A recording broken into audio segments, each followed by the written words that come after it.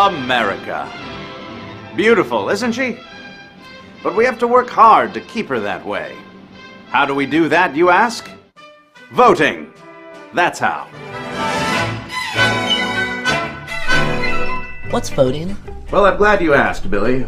You see, voting is the most important part of being an American. Because in America, we have what's called a democracy. Ask anybody, what does democracy mean? They think it means participation in government affairs. So what's a democracy? Well, you see, Billy, when God created America, he blessed us with a government that lets us have a say in how things work. So you mean we have the right to choose? I wouldn't go that far. A lot of shit comes up that people would want to vote on, like the bailouts, the war, all things of this nature. There's a lot of things that people would like that's going to affect us. We would like to vote on this, but you don't get to vote on it. You get to vote on a representative. These people are going to represent you once they get into office. And think about some of the laws that are in place to protect corporations. Think about some of the laws that are in place that fuck people over every day. They wouldn't be there if people were voting for them. So I asked them, do you really believe in democracy? They always say yes. I said, did you vote for the space program? They said, no. Did you vote for the Vietnam War? No. Did you vote for the war now? No. Where the hell do you participate? So how do I do it? How do I vote in a democracy? I'm charmed by your curiosity. Here, let me show you how it all works.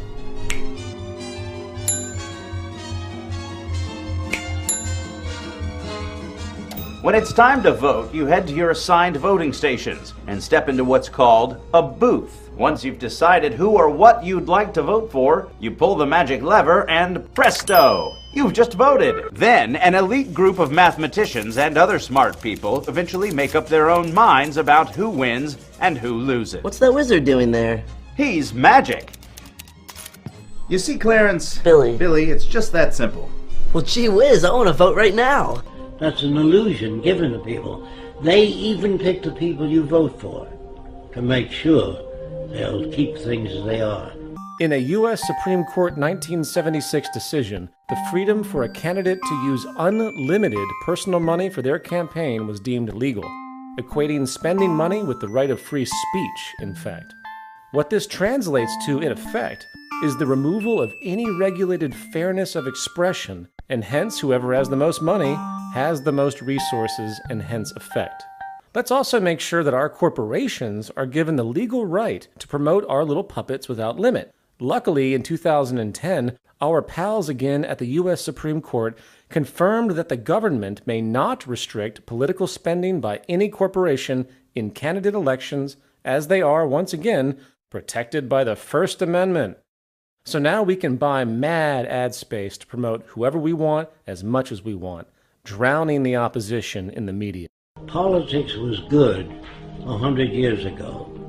Today, politicians have no ability to solve any problems because they're not students of behavior, they're not students of agriculture, oceanography, they know nothing about the factors that operate the world. So they say things that people like to hear, and that gets them elected. We rev up our engines in your car and on your ballot. The D is for drive forward. The R is for reverse. In this election, we are driving forward, not back. Let's re-elect our great president, Barack Obama. Now, those broad measures in place, it is still important to control the basic unfolding of the electoral process from start to finish. The best way to do this is to create a false duality, the illusion of competition between parties. We need a two-party system that constantly argues with each other in general, but still upholds the basic elitist policies we need to maintain our advantage. The beauty of this dominant two-party farce is that it not only gives the public the needed illusion of choice, it more importantly oppresses those upstart third parties.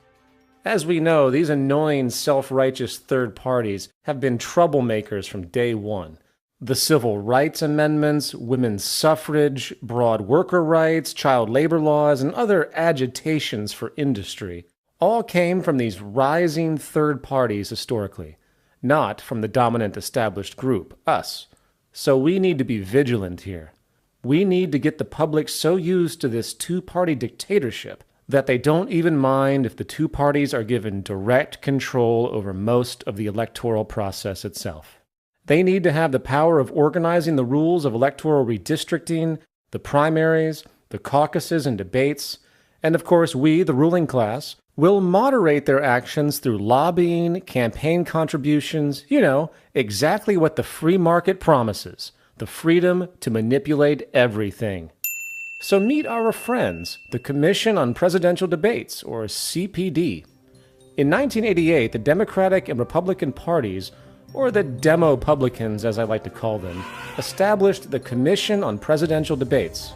Posing as a nonpartisan institution, the CPD successfully took control of the most influential election event, the presidential debates. The CPD, which is a private corporation co-chaired by the former heads of the Republican and Democratic parties, decide through secret contracts who is going to participate in the debates and what is going to be talked about. So those pesky third parties, along with controversial ideas, can only come into play if the Demo-publicans decide they can. I mean, really, can you imagine what would happen if those annoying social upstarts actually were able to go up against the trite, miserable logic and narrow subject matter typical of our rigged debates? We all have this desire to have someone lead us. We all have this feeling where we need someone who's smarter and wiser, who represents us. The problem is really dumb people, they get a say in everything too. And they're subject to a lot of tricks. They're subject to nationalism. They're subject to these kind of ridiculous rah, rah, rah America speeches that don't say jack shit. They say nothing. It's all just this cheerleading fucking event. The change we need doesn't come from Washington. Change comes to Washington. I want to change the tone of Washington. I will lead our nation toward a culture that values life. A culture of life. When a school district receives federal funds to teach poor children, we expect them to learn. We need to shake up failed school bureaucracies with competition. We believe in low taxes. So we will reduce tax rates. I'll ask Democrats and independents to serve with me. I work with Republicans and Democrats to get things done. And I won't care who gets the credit. I don't deserve all the credit. Let's try sharing it. I'm grateful for Senator John McCain, to the President of the United States.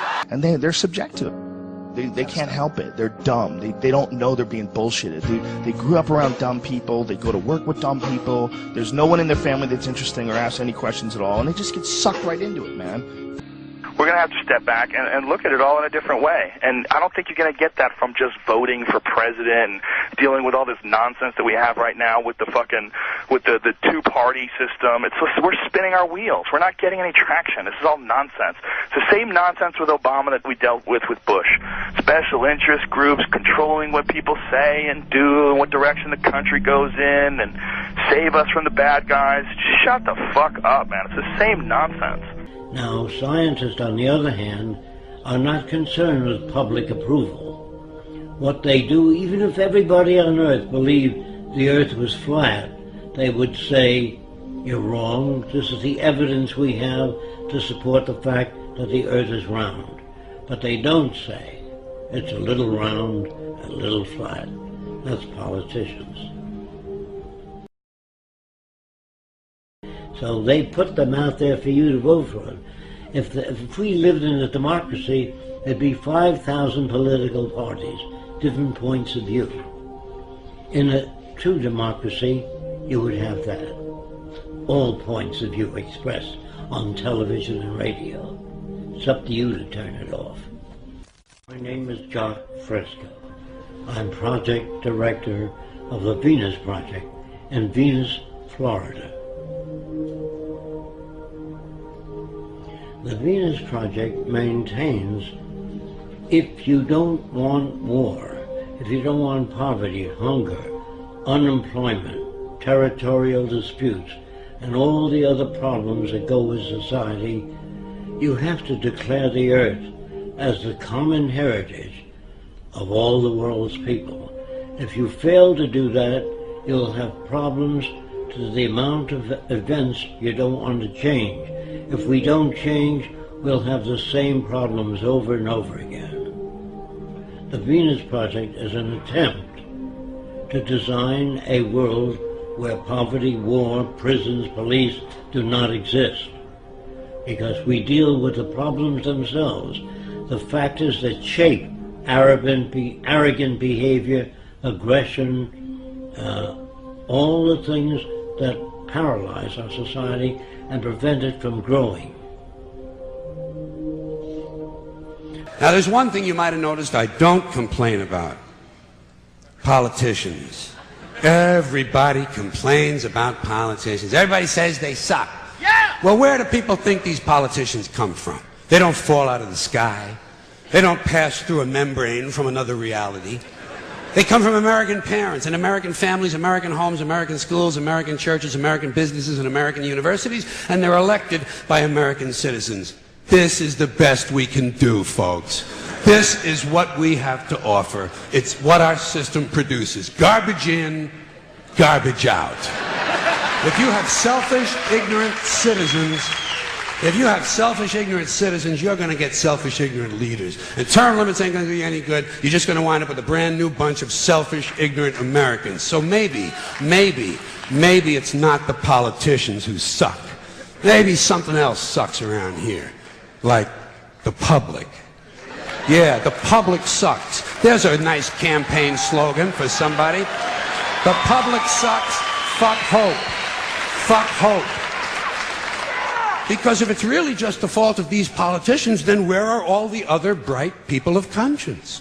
Where are all the bright, honest, intelligent Americans ready to step in and save the nation and lead the way? We don't have people like that in this country.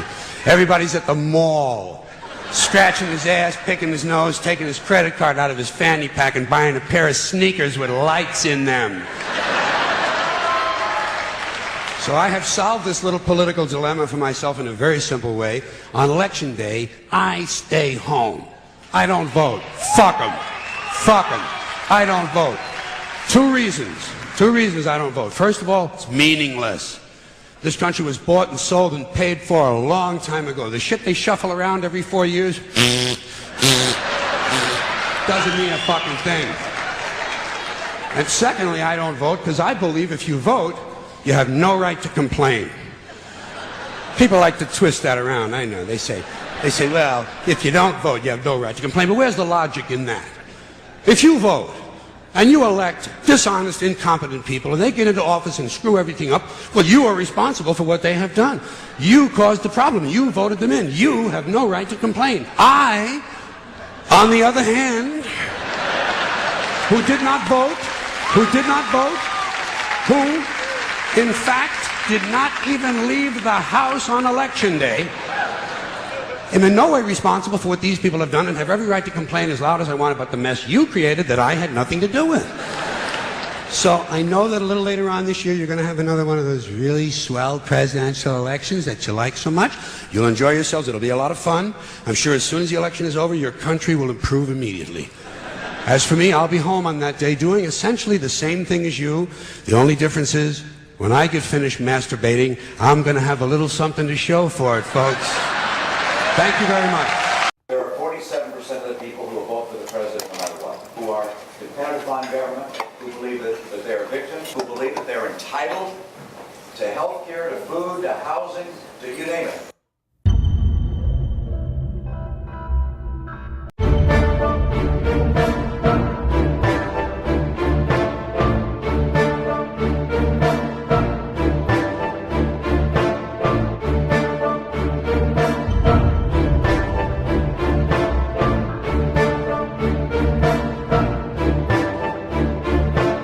Democracy is a con game. It's a word invented to placate people, to make them accept a given institution. All institutions sing, "We are free." The minute you hear freedom and democracy, watch out. Because in a truly free nation, no one has to tell you you're free.